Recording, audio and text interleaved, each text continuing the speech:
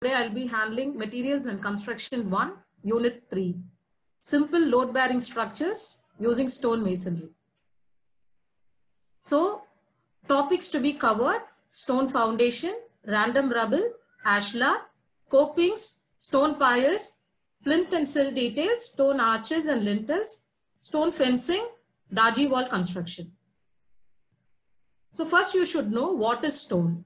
A stone is a piece of rock. It is a mass of hot, compacted mineral.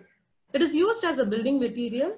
A natural stone used as a building material include granite, marble, and stone.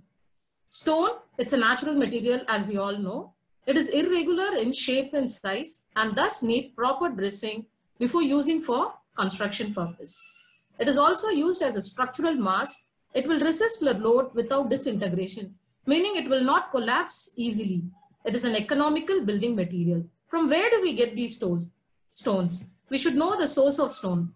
From the igneous rock formed by the solidification of the molten rock, such as the volcanic activity, example granite, the sedimentary rocks formed from silt, marine life, rocks that have been deposited by running water, example limestone, sandstone. The metamorphic rock, igneous or sedimentary rock that have been changed by pressure, heat or moisture, example marble and slate. These are the sources of stone. So you can see the image, how the granite looks. You can see a lot of grains in it. And this is how the sandstone looks, the limestone, the marble without any much grains in it. These are the slate. And you also find from where we get all these stones. So what is stone masonry? Stone masonry is made up of stone units bonded together with mortar. The mortar can be either cement or lime. Where it will be used in the building? It will be used in foundation, construction of walls, columns, lintels, arches, and other components of structure. So which building typology we use it? We use it in fort, monuments, palaces, bridges, caves, residential buildings and commercial buildings. So identify which type of stone is used in these architectural marble. You find all these buildings and you need to identify and tell me what type of stone is being used in these structures. In Pragadishwara temple, what stone is being used? In Red Fort, what stone is being used? In Taj Mahal, what stone is used? Vaham Mahal and Sanchi Stupa. You can also identify n number of buildings and you need to tell me the material which is being used. Since brick and stone is being taught to you, you will be in the position to identify the same. Dressing of stones. Stone found in nature have to be quarried from their thick beds. After quarrying large pieces of stones, it is essential to break them into smaller sizes so that they can be used in buildings. The surface of stones obtained from the quarry are rough. The blocks are irregular in shape and non-uniform in size. Hence, dressing is essential. How you will dress the stone? Either you will be using hammer dressing or chisel dressing. Hammer dressing, the stones are made roughly square or rectangle by means of Waller hammers. The exposed face is roughly shaped by means of mash hammer. The chisel dressing, in this method, drafts or grooves are being made with the help of chisel and at all the four edges. Any extra stone from the center is then removed. Chisel drafted stones are specially used in plinths and corners of the building. So these are the Waller hammers and these are the chisel hammers. So before moving on to the stone masonry, you should understand the terminologies. First, what is facing stone?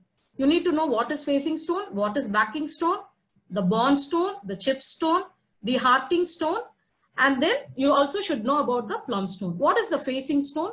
The facing stone, the outer or exposed face of the wall is called face, and the material used on the face is called the facing stone. The exterior face stones are the facing stone, and the stones used in the interior face are known as the backing stones.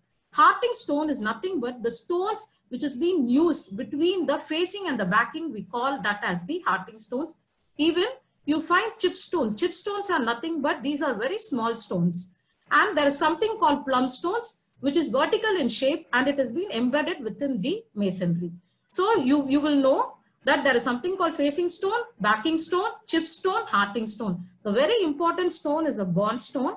It is also known as the through stone, tie stone. The stones that extends the width of the entire wall.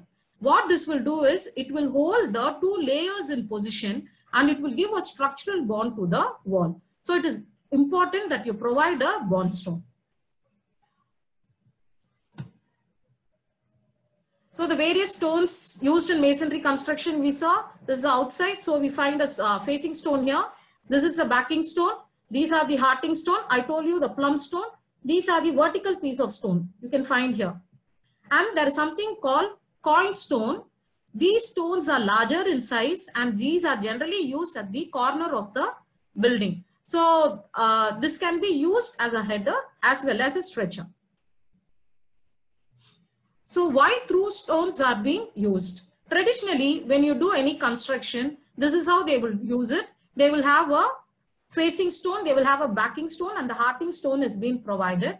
But due to the stability is not that very good, so what happens? The wall will delaminate. It will, this will crumble. The wall will get crumbled. So it is essential that you provide a through stone. You can find the through stone here. All the 3 stones have been provided and the smaller stones are also being provided here. Through stone purpose is to hold these 2 in position. So principle for construction of stone masonry, stone used should be strong, tough, hard and should conform with the specification. The stone should be free from defects like cracks, flaw, cavities, etc. Each stone block should be well watered before use so that it does not absorb the water of the mortar. Proper bond should be maintained. Formation of vertical joints should be avoided. Broken stones, small pieces and chips should not be used for facing and backing. However, these may be used in the hearting for proper packing with the mortar. The mortar to be used for work should be of proper quality and proportion. Generally, lime mortar may be used for work above the plinth level. But in damp proofing construction, cement mortar may be used for masonry above plinth level. When it is required to raise a new construction, it is essential that it is dry. It should be well cleaned and wetted before starting the construction. After the construction is over, the whole work should be cured at least for 2 to 3 weeks. Meaning curing is nothing but you need to water the stone for 2 to 3 weeks. Only then the stability will get increased. So next one, we move on to the each component. First, you should know what is foundation. The structure which is below the ground level, we call that as a foundation. It is the substructure of the entire structure. The above the ground level, we call that as a superstructure. The load will be transmitted to your substructure. That is the role of foundation. It carries the entire load of your structure. Foundation is the lowest part of the building or the civil structure that is in direct contact with the soil, which transfers the loads from the structure to the soil safely. Generally, the foundation may be classified into shallow foundation and deep foundation. All the foundation which is being shown here is a shallow foundation. If you see the first one is a typical historic foundation.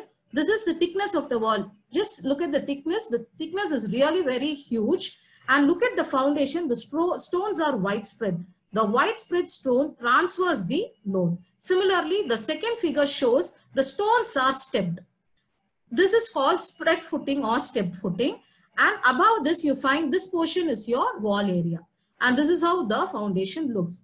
This is called Kadguni construction, where the foundation is being laid like this. You must be very familiar with this. You would have learned in your vernacular architecture. This construction, 3 feet they've gone in for the depth of it and 2.5 feet is the width. And the plinth level is 1 feet. Their typical construction style, they would have introduced a timber beam in between. So this is how traditionally the construction of stones is being done in foundation. So let's move on to the classification of the stone masonry, how the wall is being constructed.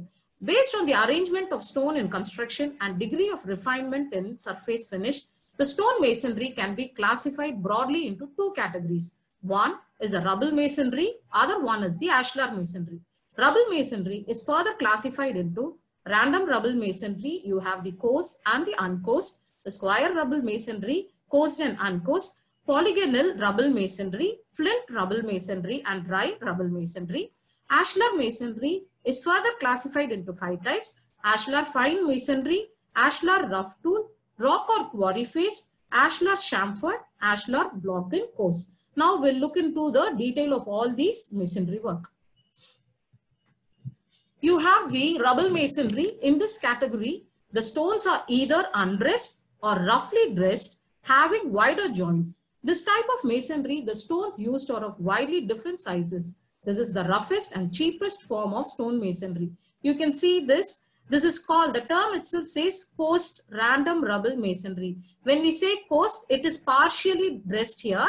So it is being laid in courses. All these dotted line indicates that it is being laid in courses, but all the courses is not equal. So that is what it's been explained here.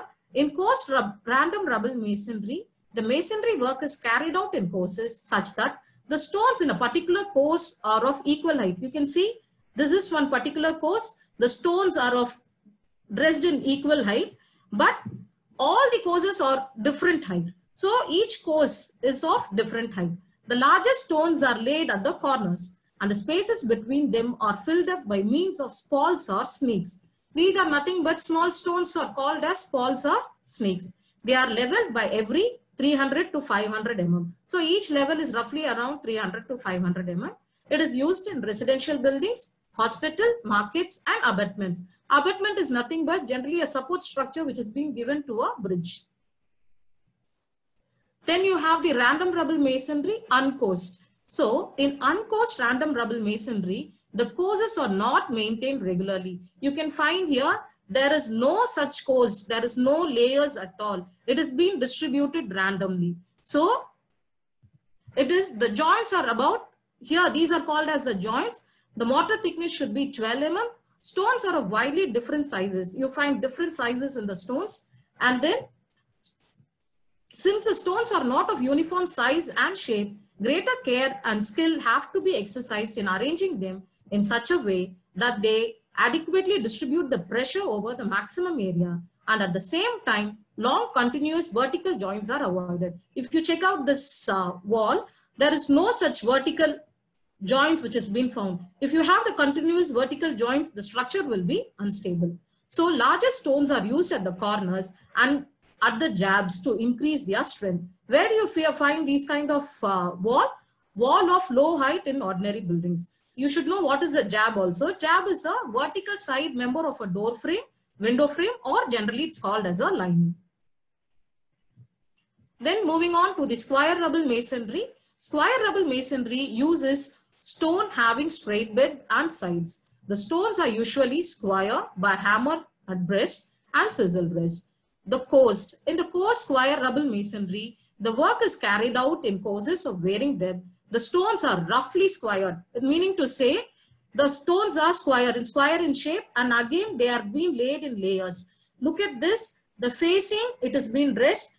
Likewise, the backing stone is also dressed, but the interior stone, it has not been dressed properly. So this is called as the square. It is a coursed square rubble. The word coursed means it is being laid in courses. Then you have uncoursed. In the uncoursed square rubble masonry, in this type, the stone blocks are made roughly square with the hammer and built without continuous horizontal courses. The different sizes of stones having straight edges and strides are arranged on face in several irregular patterns. You can find this. They are not arranged in course. They are randomly arranged, but these are dressed stones. Again, in section, if you take the face and the backing stones are dressed, and if you find the interior of this, the stones are not being pressed. Then we have the polygonal rubble masonry. In this type of rubble masonry, the stones are hammer dressed. The stones used for face work are dressed in an irregular polygonal shape. Thus, the face joints are seen running in an irregular fashion in all the direction. You can see this. It is in irregular fashion. You know what is a polygon? More than 3 sides, we call that as a polygon. Even triangle is a polygon. The things which has got an angle, we call that a polygon. Then flint rubble masonry. In this type of masonry, stones used are flints or cobbles. These are irregularly shaped nodules of silica. The stones are brittle and therefore they break easily. The stones used in the masonry or flint cobble, which vary in width and thickness from 7.5 to 15 centimeter and in length from 15 to 30 centimeters. The face arrangement of the cobble may be either coarse or uncoarsed. Strength may be increased by introducing lacing courses of either thin long stones, bricks at vertical intervals of 1 to 2 meters. You can find here, these are bricks. This can be bricks or stones. This is in a lace pattern. This gives strength to the cobble walls. And this is how it looks in section. You can see the rounded portion at the facing and the backing, and the lacing layer is also being seen.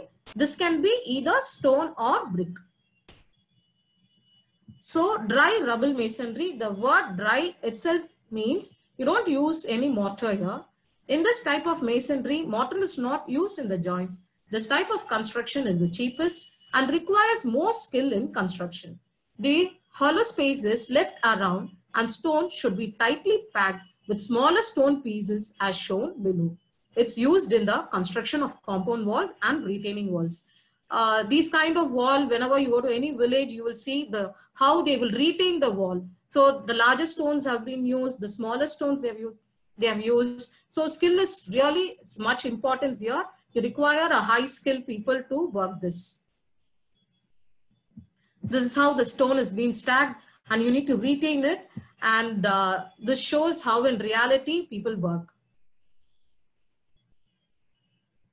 Then we move on to the ashlar masonry. Ashlar fine masonry. In this type, ashlar masonry, each stone is cut to uniform size and shape with all sides rectangle so that the stone gives perfectly horizontal and vertical joint with adjoining stone. The thickness of the mortar is uniform throughout and thin. That is an expensive type of stone masonry as it requires heavy labor and wastage of material while dressing. Satisfactory bond can be obtained in this type of stone masonry. Used heavy structures and it gives an aesthetical pleasing look and piers and abutments of bridges. So you can find the stone is being cut into proper size. It can be a square, it can be a rectangle, but it is being cut into proper size, and even the mortar thickness is very thin here and it is uniform. Then moving on to the random course ashlar masonry. The courses are of varying thickness, but similarly it is set course. So all the stones have been laid in courses. Since we say ashlar, the stone is being dressed properly. So ashlar rough tool masonry here. In this type of ashlar masonry, the beds and the sides are finely chiseled dressed, but the face is made rough by means of tools. A strip about 25 mm wide and made by means of chisel is provided around the perimeter of the rough dressed face of each stone. The thickness of the joint is uniform, which does not exceed 6 mm here. Here you can see the texture is made uneven. It is very rough here. This can be given for cladding the wall in your courtyards. And if you want to have it in your, you want to have an aesthetically pleasing wall, you can introduce these kind of wall. Ashlar rock or quarry face masonry. This type of ashlar masonry is similar to rough tool type, except that there is chisel drafted margin left rough on the face, which is known as the quarry face. You look at this, this will have the texture of a rock. That's why it's called as the ashlar rock or quarry face. But everything is being cut into proper size. Ashlar chamfered masonry. In this type of ashlar masonry, the strip is provided, but it is chamfered or beveled at an angle of 45 degrees by means of chisel for a depth of about 25 mm. Here you can see using the chisel hammer, they have chamfered it, and then this is how it looks at an angle of 45 degrees and 25 mm depth. They give this beveled profile. Ashlar block and course masonry. This is a combination of rubble masonry and ashlar masonry. In this type of masonry, the face work is provided with rough tool or hammered resist stones, and backing of the wall may be made in rubble masonry. The stones are all squared and properly dressed. Here in the image you can see that the face is having the ashlar finish and the backing stones having the rubble work. So it is a combination of both ashlar and the rubble masonry. The difference between the rubble masonry and ashlar masonry. You should know, now we have learned what is rubble masonry, what is ashlar. So let's learn the difference between the two. Irregular shapes of stones are used. Accurately dressed with regular shaped stones are used. It has wide joints since stones of irregular sizes are used. Ashlar masonry consists with extremely fine bed and end joint. Stones are always be in irregular shape. Stones may be either square and rectangular shape. So now we are moving on to the next topic, coping. A special course provided at the top of the wall, preventing the penetration of rainwater entering the wall. This is called coping. This coping, this is the wall structure. The coping will not allow the rainwater to enter inside the wall. That is the role of the coping. And you also find something, a curved profile here. This is called as a throtting, or we also say drip course. What this will do when the rainwater, when it rains, the water will go inside this. This will not touch the surface of the wall. It is therefore essential to provide this drip course or the throtting. You will find this in sunshades. You will find even in the sill stone, you will find this. So this is not the only profile available for coping. You will have n number of profiles like classic coping, rock face, double wash, rounded, vintage profile, bull nose. If you take the classic profile, the one side it has got a more height and the other side is less, so that rainwater can flow easily. So similarly, each profile, one has been rounded, the other side, both the sides you have got a slope. So each profile has got its own role. So this is how it looks in reality. This is the double wash. You have the slope on both the sides, and this is the drip course. Again, this is the classic coping. One side, the height is more, the other side is less. The main reason is to drain the rainwater. This is how it has been placed in the compound wall. You can find this. This is the pyre, brick pyre, or it can also be a stone pyre. On top of that, you find the cap. This one is called the coping. This is also coping. This is also coping which is being provided. Stone pyre. A pyre is an upright support for a structure or superstructure. This is called the pyres. These are the pillars. On top of that, you have a cap on top of this. These are the stone pyres and cap. Now moving on to the plinth details. The level at which substructure ends and superstructure starts is called plinth level. It is the part of the superstructure between the natural ground level and finished floor level. The plinth is provided to restrict the seepage of stormwater and rainwater into the building. Here I have a detailed sketch of it. This is the ground level and this is the plinth level. Here I have provided 450 mm as the plinth level. Here they say this is the starting point for the superstructure. Okay. And here the plinth is 450 mm. The inner part of it, the plinth comprises of stone slab. You have cement bedding mortar, you have PCC, sand filling, and below that you have the soil backfill. So from here we say from the ground level to this level, we call this as the plinth. To access the plinth, you need to provide step. So you cannot provide your building, you cannot have a wall structure which rests directly on the ground level because water might enter. So it is therefore necessary to allow the building to rest on the plinth. This image also shows the same. This image also shows the same. The building, this is the plinth level. To access the plinth, they have provided a step here. So the plinth height is in between 300 to 450 mm from ground level. It is recommended that the minimum plinth height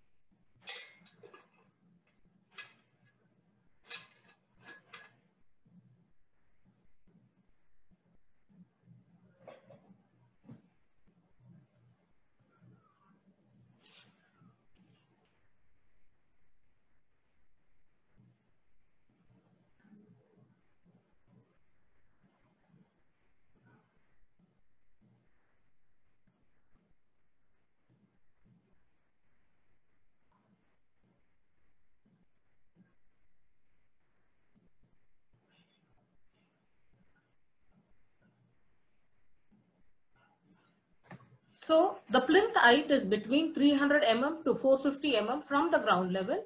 It is recommended that the minimum plinth height is of 150 mm is adopted from the top of the road. At least minimum 150 mm needs to be provided for the people to enter the house. In simple, when you climb 3 or 4 steps to reach the building, finished floor level is called the plinth height.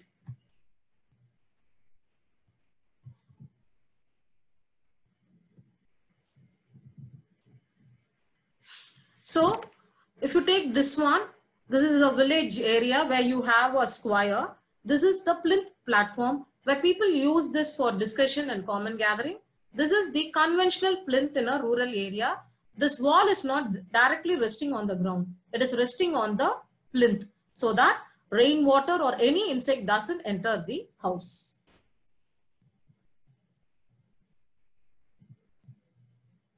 So moving on to the next one, it's a sill detail. The level between the base portion of the window and the portion of the floor level is called the sill level. This one from here till here, it's called as the sill level. Here this is 100 mm thick. This is called the stone sill. So this is made up of stone, that's why it's called as the stone. But there are other material also available. Sill can be provided. And this is around 750 mm. From the plinth level, I have provided this to be 750 mm. So this is called the sill detail. Even the sill height varies depending upon the type of the room. If it is just a bedroom, I can provide somewhere around 750. If it is the toilet, I need to provide 1200 mm because I'm going to provide just a ventilator. And even this is how the sill detail will appear. This is a slope which is being provided so that the rainwater doesn't stagnate. And here you find the edge drop or the drip course or the throtting which has been provided for the rainwater to run through this so that this will not touch the surface of the wall. This is the other detail which has been shown. The slope is being shown in detail. This is a stone sill detail.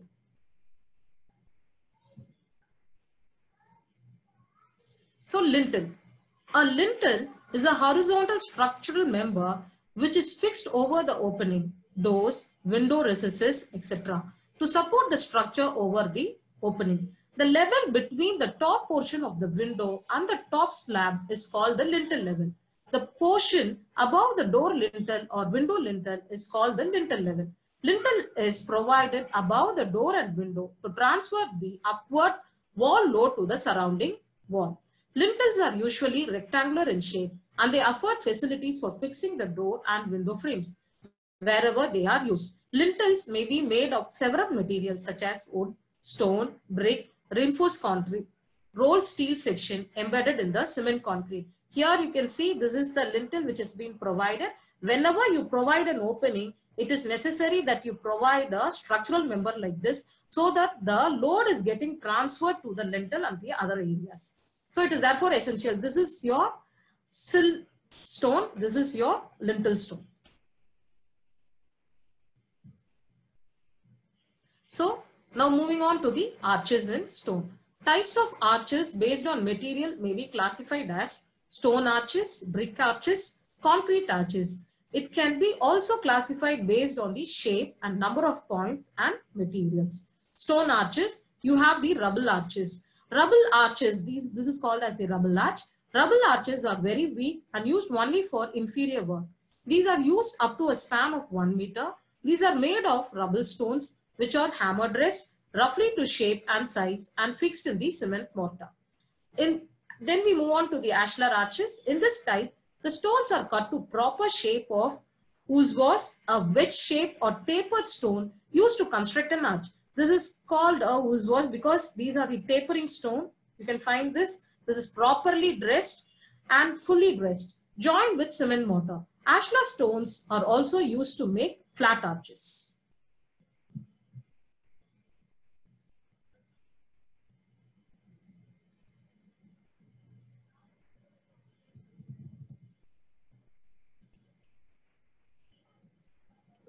So, stone fencing. What do you mean by a fence? A fence, also referred to as fencing, is a structure used to enclose an outdoor space. The difference between wall and a fence is that it's not constructed with a solid foundation along the full length. Instead, It is typically constructed from posts connected by variety of different components. So you find lot of fence here. This is how it has been constructed. You find this is just a vertical stone, granite stone, which has been provided. Here it is a complete compound wall where you have a stone pier. You find a coping here. You have a height of compound wall, height of 3 feet. On top of that, grill is being provided. This is all. This way also you can work it. This is called as the stone gabions. Gabions are increasingly being used as a garden fence. The most popular version of the gabions are the stone baskets. These panel of stone baskets are available in different heights. These are the stone gabions. You can find this. Still the string is running where you can see your landscape also, and the stone is being provided on either side, which gives you an aesthetical appeal. So now we are moving on to the daji wall construction. The word daji means patchwork quilt. This is the patchwork. This is a quilt, and you find lot of small pieces of cloth stitched together for a quilt. So this is how the daji wall construction also look. You find lot of wooden timbers running here and there, and it has been packed with stones. The stones can be either exposed like this, or it can be plastered with mud. So how the entire structure look? The base you can find you have a stone plinth. On top of that you have a base plate. You have a bracing boards. Then these are called as the horizontal boards. The sides you have the studs. These are the vertical posts. This one is the wall plate. This one is the joist, the timber boards. And in the window, if you see the sill board, jabs. Earlier I told you what is a jab. The side lining is called as the jabs, and the lintel boards and the header on top. This is how the entire structure of the daji will appear. So why is a daji wall is strong?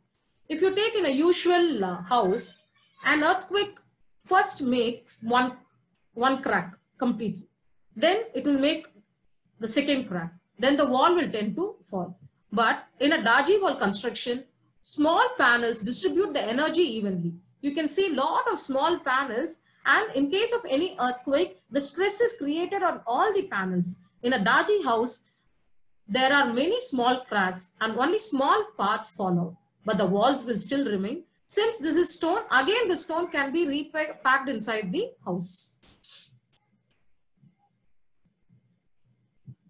So walling technologies.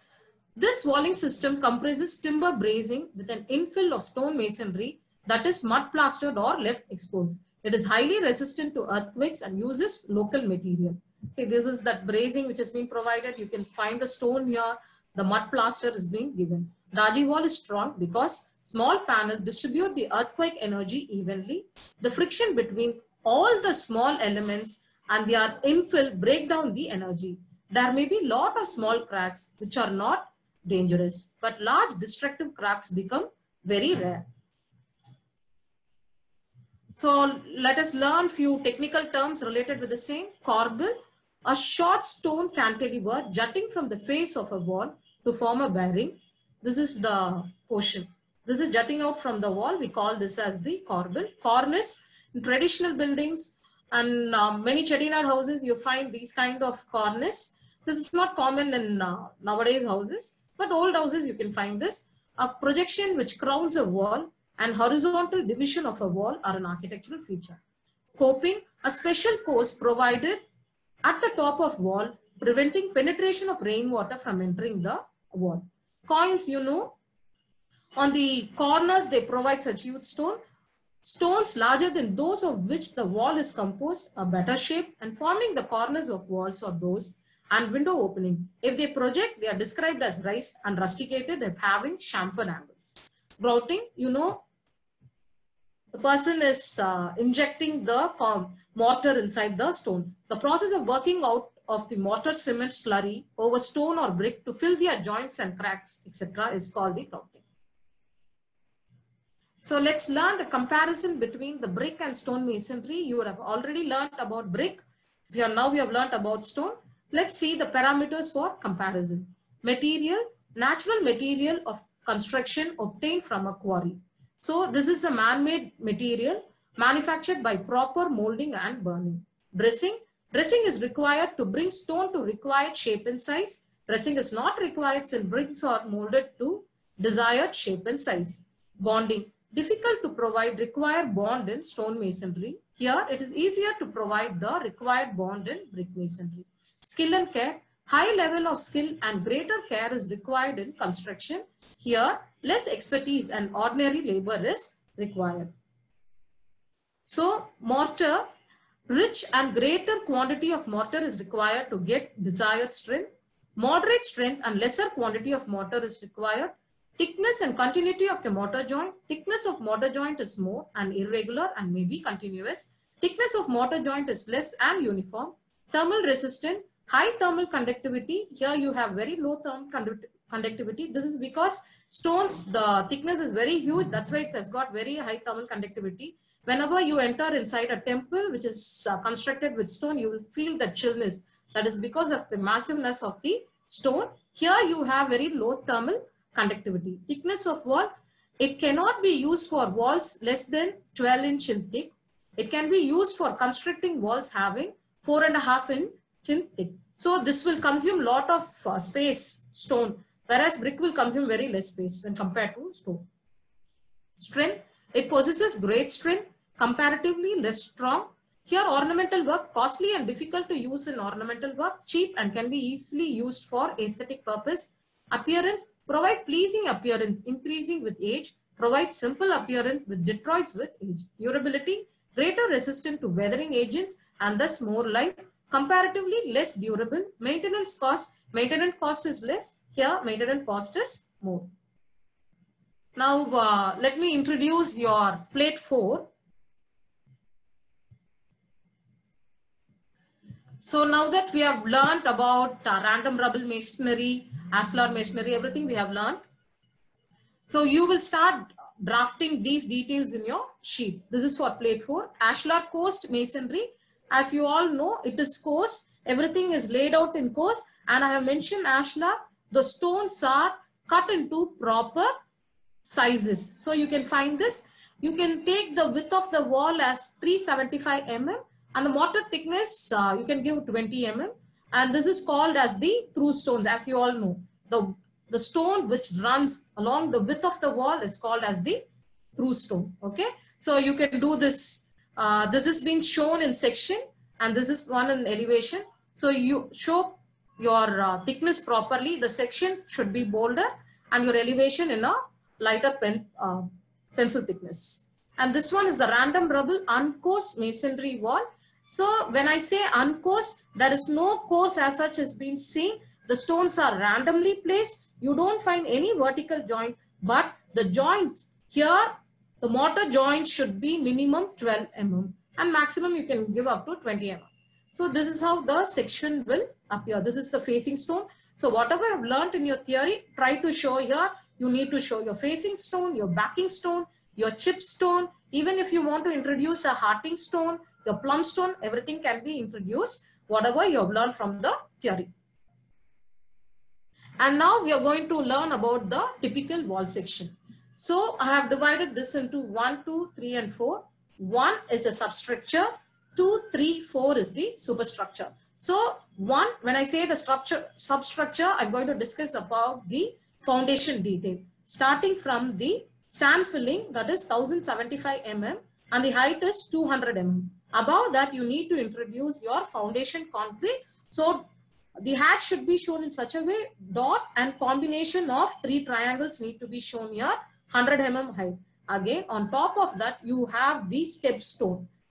So step stone, the first level is 775 mm, the height is 375 mm. On top of that, 100 mm gap has been given on either side and this stone width is 575 mm and the height is 375 mm. On top of that, you are giving 100 mm gap on either side and this level is 450 mm. So with this, your foundation is over. The height of the foundation is 1500 mm.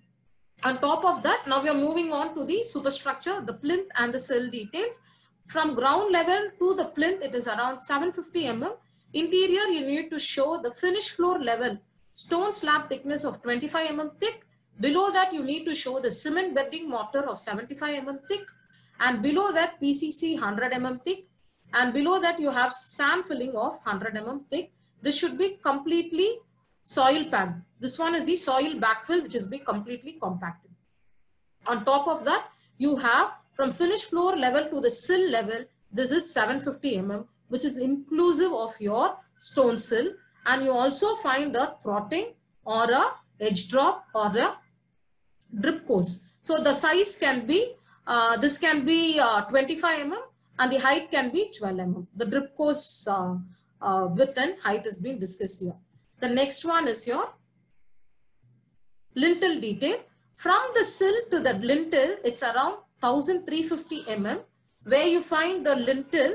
The lintel is an RCC lintel of 200 mm in height, and you also find a sunshade projection, which is around 600 mm. And here the thickness reduces to 100 mm and gradually it reduces to 25 mm. So you'll find a gradual slope here so that the rainwater drains easily. You also need to introduce your throtting or the drip course, which needs to be shown here. And above the lintel level, you find the roof slab. The roof slab you can find here, this is around 125 mm thick. And above the roof slab, you find the weathering course. You have your flashing and 2 layers of weathering tile has been provided. Below that, you have the brick jelly lime mortar of 100 mm thick and then the slab thickness. On top of the roof slab, you also find the parapet height of 1000 mm. The width of the wall is 375 mm. Here you find 25 mm. On top of that, you find a stone coping.